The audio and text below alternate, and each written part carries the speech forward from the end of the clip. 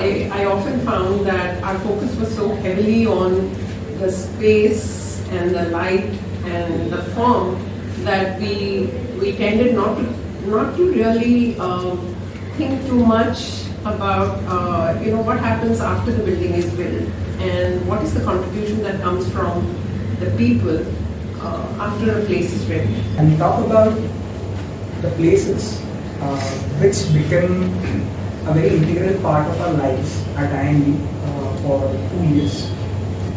So, IIM has around 18 hostels which are divided into 3 parts. First is block A to J, which are old blocks. Then J, K, L, M, and O. These are the K, L, M, and O blocks. And then new blocks, Q and R blocks. So there are like 18 blocks, which are quite different from each other in their own ways. Now this is a new block, KLMNO blocks. This is actually the picture of L square. This is the place where that iconic shot was taken where virus comes with his eggs. This is the shot. And this is the most happening place in our campus. Important culture, I would say, at our campus is mid culture. What exactly is mid? Mid is a space you may sort of think it as a transition place between old blocks. Left hand side. It's on the first floor of every block. Around 1,000 to 1,200 square feet rectangular area. Now, what exactly brings sort of cultural narrative to this is, we are around, say, out of 24 hours, we are around 18 hours or probably 15 hours in this hostels. We do around 6 to 8 hours of classes, and then rest of the times we are mostly at the hostels because we have to do assignments and everything. So, how do you essentially gain most of your MBA? Is through the relationships you build and the network you build. This place has a very significant contributor in that aspect. You see, this is an open space and people gather here just for anything, like chatting with their friends, celebrating something, or playing something, and then just talking about anything. Or even when the alums visit the campus, the first thing that they would do is go to the mids, A mid, B mid, C mid, and every other mid has a particular set of qualities attached to that particular mid. So very simple looking is space, but it turned into place very beautifully over our next 50 years. As a passenger in this journey, in this train, you are in different life stages. Depending upon those life stages matter a lot in terms of the kind of memories you end up creating in that space. Right? If you are like right out of graduation and you are looking for a next job, the space means very different for you. For me, when I came in, I was like married, had a small child, and for me it felt like a resort. Spaces were a little bit more relaxed. You are not rushed through, and like this, I've never been to a mid. For the PGPs, I mean, I did many joint active assignments with the PGPs because first 2 years we shared. Life for them started like post 12 AM or something. We'll say how we'll meet up and discuss on this project assignment. I'll be there 12:30 AM and all. And I used to religiously go to sleep by 11 PM. So I missed out a lot of the mid events. The memory again for me is very relaxed, very chilling in that sense. The blue filter kind of a memory, and I feel more connected with the. I feel like an outgrowth.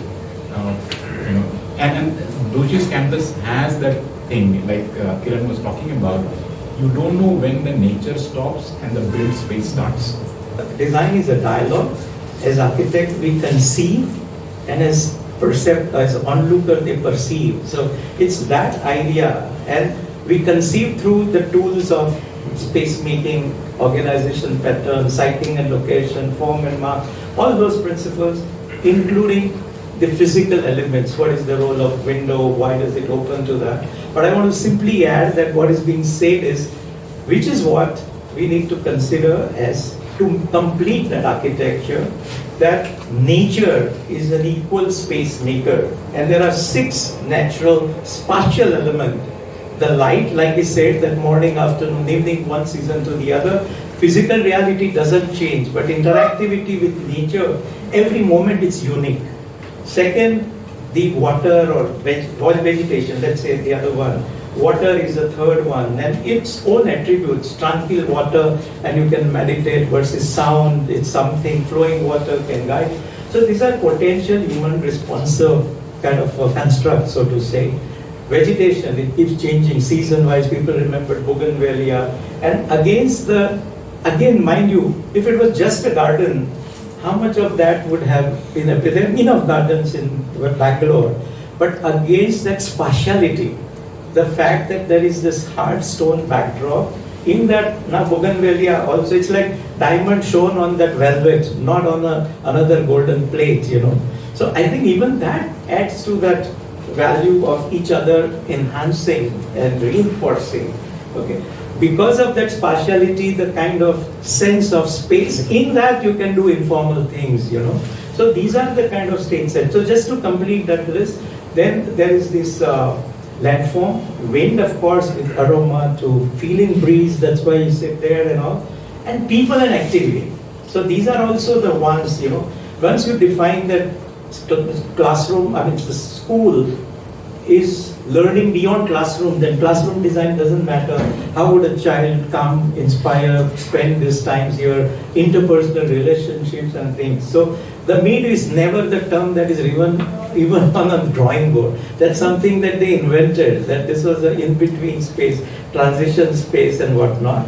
And it's not only being sitting there or playing soccer, it's also samne wali khidki, what's happening across. So that visual continuity holds together. Come, let's do this, So the courtyard need not be just physically to occupy with 200 people there, but the very fact that you can interlink visually also. So these are the triggers that has been set in. So this only is a stage set that somebody visualized 40 years ago, and today people adapt one group to other group to third group. So I think that's the kind of takeaway. And finally, any building, any campus must inform, involve, and inspire. So if it informs you of the place in terms of what local material, what craftsmanship, what regional reminders and recall, it involves, as you saw, a lot of people talking about being there and whatnot, and what they take away with them, the inspire, the places, the memories and whatnot. So I think then it becomes complete architecture. So it's not act of building, it has experiential engagement. I also, there's something that I was also reminded of when Anish was talking about, what happens with the PGP student life, which is the 2-year program, and the PhD student life being the longer program. And they sort of rush through their program, whereas Anish talked about coming in and knowing that he can now relax, and this is a place where he needs to, nurture his thinking and so on. And in a way, it's about, how cities have a different pace of life.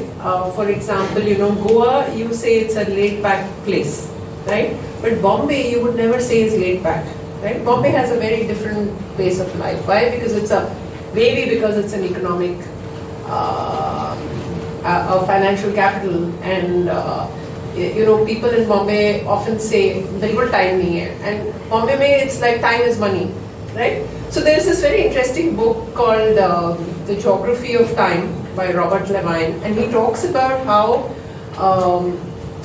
how places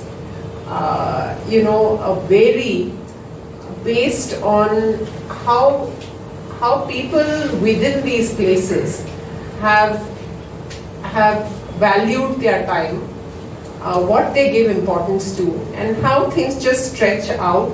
It's interesting, to see that this is actually happening within campus. And with campus, it's like it accommodates both. I don't think it is by design. People sort of adapt to it. I have a son and a daughter, and two of their favorite toys. I bought them a bunch of stuff. We bought them a bunch of stuff, but two things for my son. It's his Lego set. Now it's like broken up into all the different things you put together into one big bucket. And for my daughter is her dollhouse. Okay, both of them have a bunch of other things, and I felt the intimacy is also because of these two. Specifically, these two toys allow them expression of self. Through it's flexible enough to do what you want to do with that.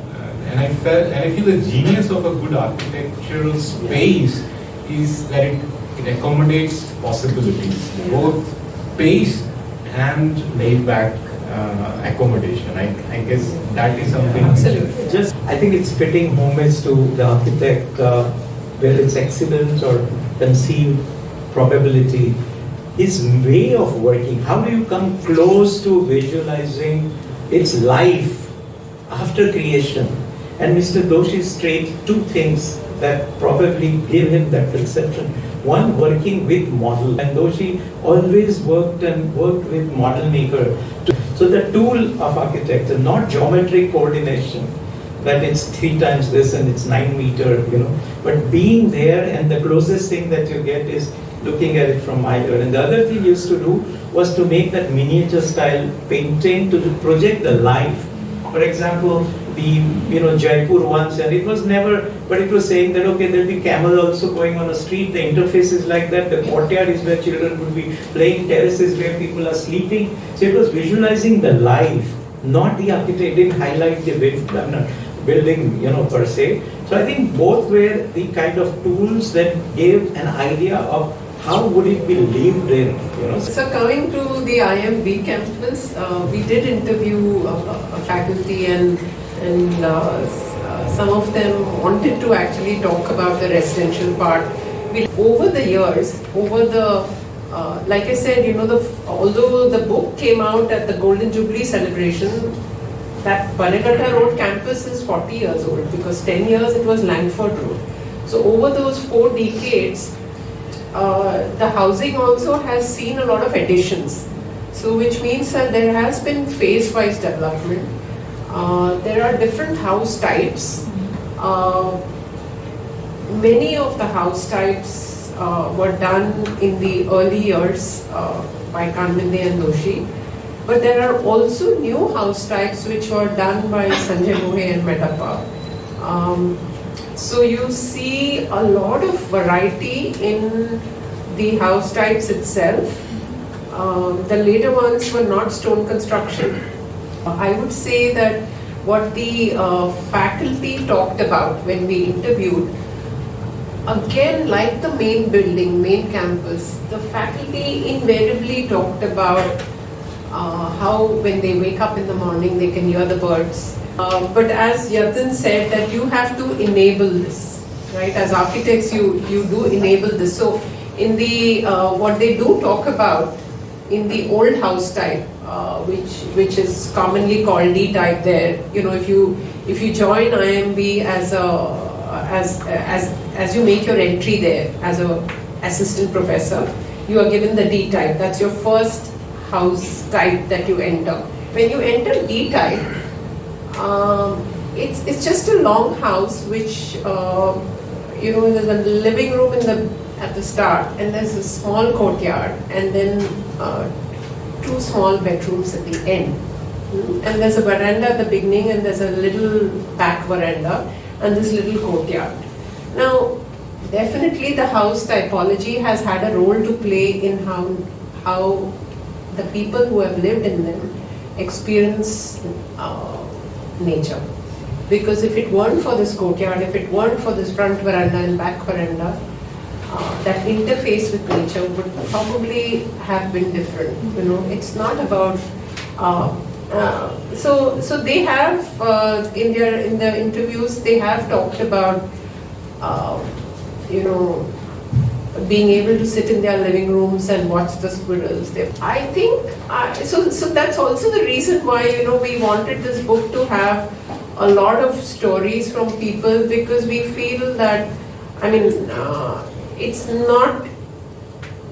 We are not yet having enough conversation, enough dialogue between the design community and the user community or the non-design community. I mean that we have to have more platforms where these conversations happen, because I think nobody really asks these questions of non-architects that what do you think of this design? What do you think of this architecture? Nobody brings it up for discussion. So I think it's important that we bring these things up for discussion. Again, coming to what Yatin said about when a doctor talks to a patient, he'll take that long case history. Why does he take that case history? Because if you don't understand the other person well enough, how are you going to arrive at the right response to it? Right? So thanks to Yatin, Anish, Shivam, and thanks to everyone for coming. Yeah, so we'll close.